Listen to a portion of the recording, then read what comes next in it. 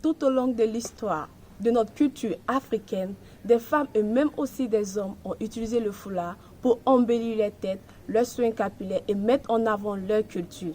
Mais connaissons-nous vraiment l'origine et l'histoire de ce foulard? Ce foulard tant aimé par nos mères, sinon alors après toi.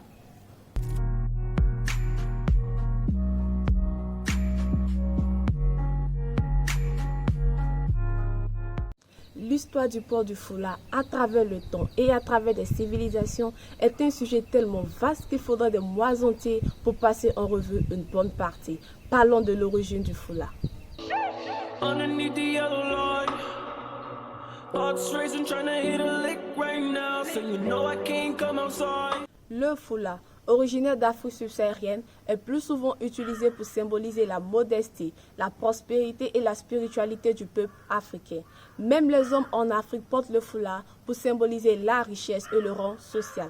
Par exemple, nous avons les hommes du Maghreb ou ceux de l'Afrique du Nord, ou même les hommes des îles comme le Comore portent le foulard pour symboliser le rang social auquel ils appartiennent. En Afrique, le foulard a différents noms en fonction du pays où celui-ci est porté. Au Malawi et au Ghana, il est appelé Doko. En Zambie, Chitambala. Au Nigeria, Ishafo en Ibo et Gele en Yoruba. Il est même appelé Mousso au Sénégal. Et chez moi, dans ma culture, le foulard est appelé Bolo. Mais connaissons-nous vraiment la signification du port du foulard en Afrique? Sinon, allons-y.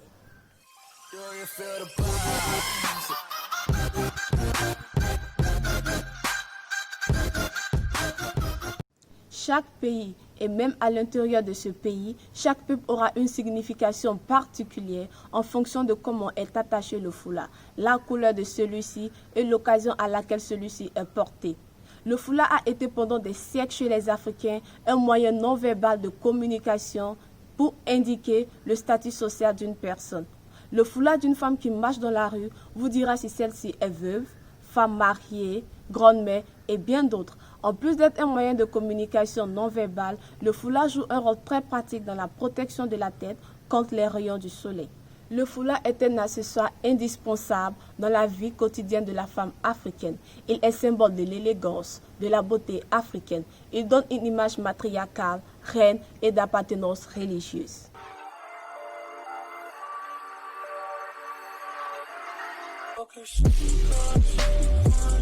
Le foulard est aussi porté pour montrer sa foi en apparence et son attachement à sa religion.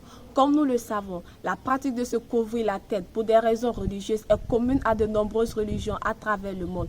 Peut-être la plus évidente d'entre elles est l'islam et même certaines religions du christianisme. En fait, jusqu'au milieu des années 60, les femmes catholiques étaient obligées de se couvrir la tête à l'aide d'un voile.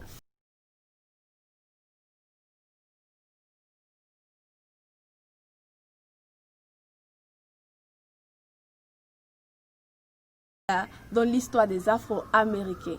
Pendant l'esclavage, les contremaîtres imposaient aux esclaves, particulièrement aux femmes noires, de se couvrir la tête avec un chiffon en signe d'asservissement. Savez-vous pourquoi? Je vous explique. Durant l'esclavage, les colons étaient attirés par la beauté noire, ce qui rendait les femmes de colons très jalouses. Celles-ci donc décidaient de voter une loi qui imposerait à la femme noire de se couvrir la tête avec un chiffon. Cette loi fut donc appliquée à la gente féminine noire. Mais la femme noire usa de son intelligence pour embellir le port de ce chiffon.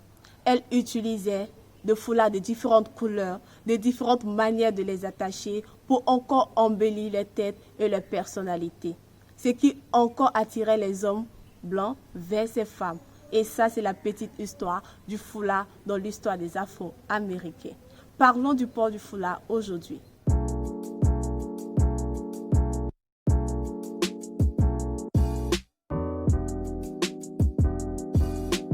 Le foulard est aujourd'hui symbole d'exotisme et d'identité culturelle au sein de la diaspora dans le monde entier. Le foulard permet à tout un chacun d'exprimer son héritage et son amour de la mode africaine.